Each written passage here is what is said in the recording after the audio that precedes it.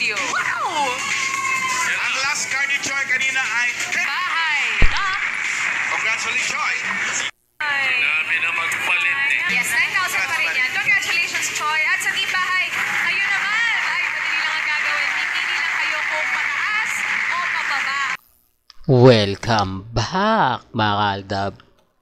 Ito na naman po ang inyong lingkod, si Mr. Destiny. At syempre magbibigay tayo ng pinakamainit na update po ngayon sa social media. Ito po yung behind the scene na kumbaga bagong TV commercial ni Alden Richards sa Ethical Alcohol Casino mga kaaldab.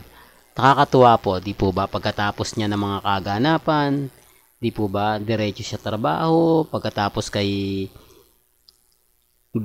Dr. Vicky Bello, ganito po talaga ka-updated tayo. Di po ba, hindi tayo lagi nagpapahuli, tapos sasabihin nila, puro tayo, kumbaga fake news, di po ba? Sinasabi ko lang po ito para po sa kaalaman ng lahat. Lalo na nga po sa mga taong dumadaan at bumibisita po sa channel natin. Sa totoo lang po mga kaaldab, may kanya-kanya tayong opinion at mga kaganapan. Kaya nga po mga kaaldab, sabi ko nga dito po sa channel ni Mr. Destiny, lahat po ng mga gusto nyong mapanood, mapakinggan, chill lang tayo. Di po ba? Huwag po kayong basta-basta maniniwala sa mga sinasabi ng iba, pinapaliwanag po ng iba. Di po ba? Lalo na nga po pagdating sa social media. Kaya nga po, kita nyo, ang dami ng babas po sa akin. Ang dami nagre-react. Naku, tigil mo na, Mr. Destiny. Kasi updated po tayo no?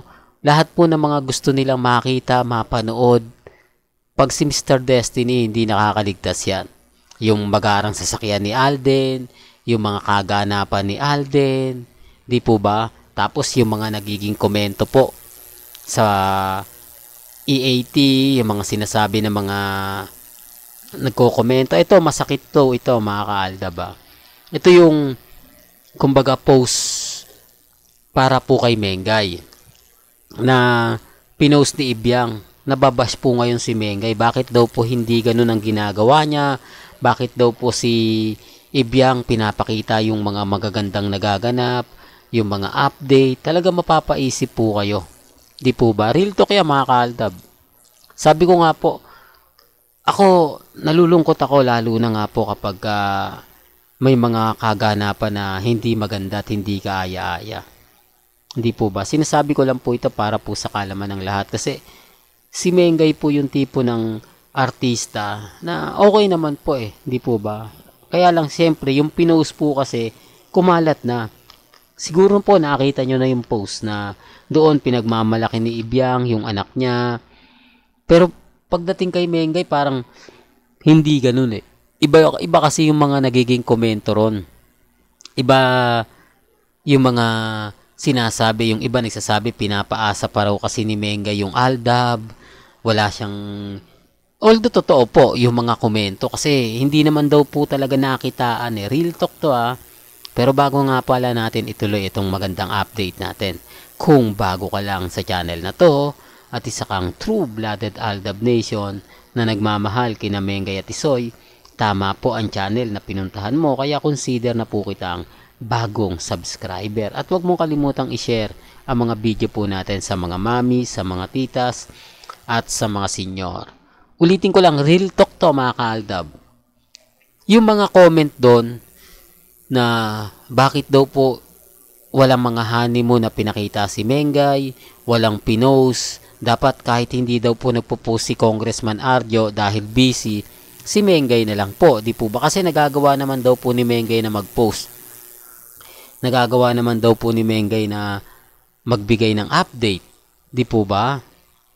Magbigay ng mga kaganapan. Sabi ko nga po sa inyo dito po sa channel ni Mr. Destiny, lahat ng mga gusto nyo pong makita, mapanood, mapakinggan, relax lang po kayo. Di po ba? Kaya lang syempre may mga bagay-bagay na mahirap nga po talagang ipaliwanag. Mahirap magkomento, lalo na nga po kapag ang pinag-uusapan ang real life couple. Di po ba? Ang dami nilang sinasabi na bakit hindi daw nakikitaan si Mengay na nagbibigay ng update katulad nga po ni Maha, although ni Rambo. Although kay Maha talagang masipag po siya mag-post. Masipag po talaga siya. Hindi katulad talaga ni Mengay kasi wala naman po talagang ganap eh. Lalo na nga po yung umuwi sila ng Pilipinas galing po sa US. Hindi po ba? Nagulat na lang tayo na naandito na si Mengay. Nagulat na lang tayo. Ang dami na pang mga photos. Yun po yung isa sa kinaiinis po ng mga armin. Parang baliwala po daw talaga si Congressman Arjo kay Mengay. Although nagbibigay ito ng update. Hati yung opinion eh. Gusto lang po kasi nilang ipakita, sabihin kay Mengay na gumalaw na, di po ba? Kasi kung maraming nga pong post, maraming update, basag talaga yung Aldab. Totoo naman po yan, aminado naman po ako dyan na maraming masasaktan. Halimbawa maraming update si Mengay, maraming post, maraming ganap, sumasabay siya kay Alden Richards. Siyempre masasaktan din yung mga mamis na wala na, kumbaga masayang-masaya na si Mengay kay Congressman. Ang dami niyang upload sa Instagram, ang dami niyang update sa Twitter, di po ba?